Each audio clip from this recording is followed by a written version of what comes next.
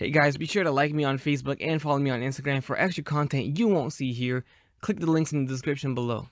Hey guys, Euro94 back again with another action figure review, and today we are looking at the King Kong of Skull Island.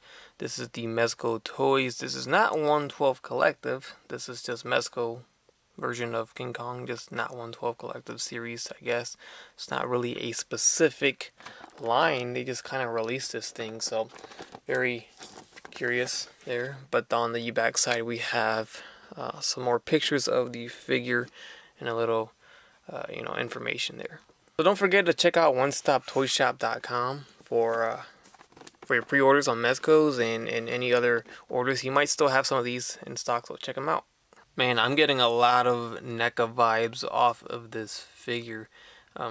If I didn't know any better, I would have thought this was NECA's work, but that's a good thing because it looks great. What stands out here is the sculpt work is nice. It's really nice. Very good job with the sculpt and just the overall quality of the figure, because he's hefty, he's pretty heavy, a lot of plastic here for sure, and the price range is actually pretty fair, not too bad. I actually thought this would be a little more, but since there's no cloth or fabric here at all, I guess that does make the price go down, which is good.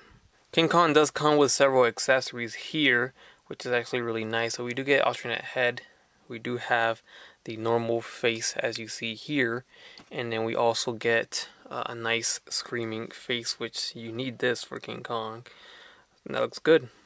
So you see they painted it very nice, the details nice. I like how they did the glossiness on the tongue, make it look like it's wet. Very cool. Got some scars on his face. So that's the alternate face. So we get two heads, including the one on the figure. Then we do get a pair of open hands, as you see. It's on the figure already.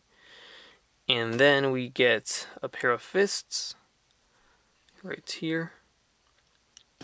And then lastly, we get one hand here to grab our Andaro figurine, which is right here. So we get a little Andaro figurine.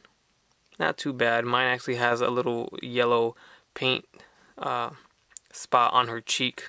I guess they messed that up on mine, but I understand it gets difficult to paint when it's little sculpts like this, but overall it's not too bad. It looks good. And as far as her fitting in the hand, I assume you just slide her in, or let's see,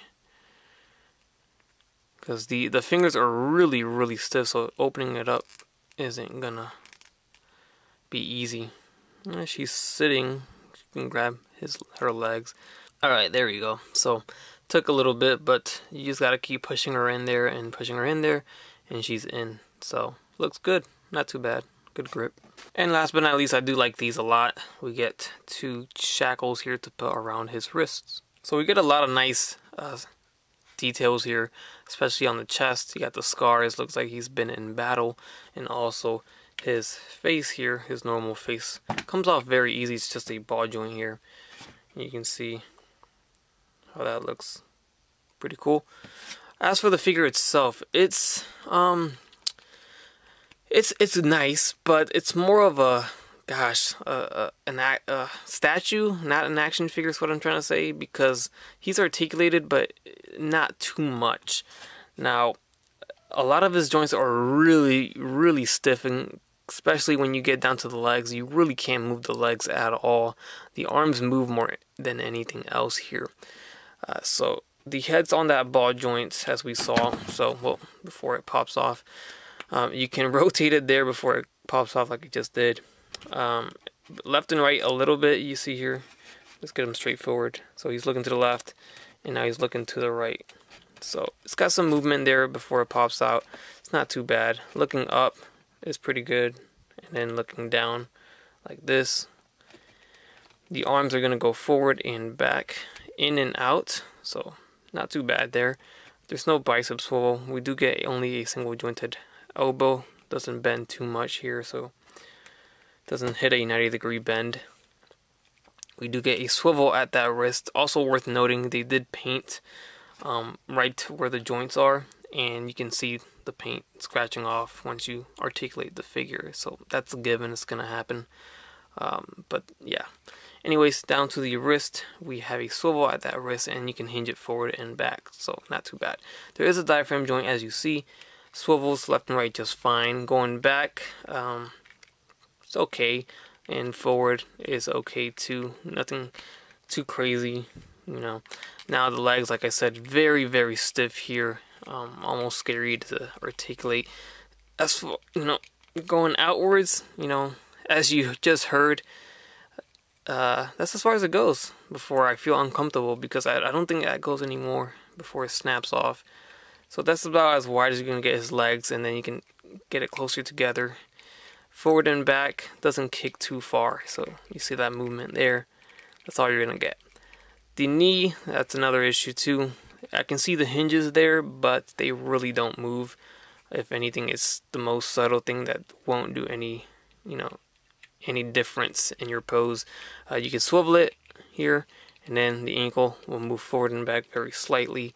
It'll pivot slightly and then swivel. Alright, and since I brought up NECA earlier, I can go ahead and put him next to NECA Kratos. That's how he looks next to him. And then NECA Atreus from that same 2-pack that Kratos comes from. Obviously, King Kong's not going to scale with any figure you put him next to. He's not meant to. As you see, he comes with a mini human being that he can hold in his hands for a reason. So you're going to have to get very mini things, humans, cars, buildings, whatever you want to do in your picture or your display with this King Kong to actually make it look believable. There he is next to the NECA TMNT Donatello. Here's the Mezco 112 Collective homemade Spidey suit Spider-Man, and then here's an SH Figuarts Dragon Ball Z figure of Vegeta.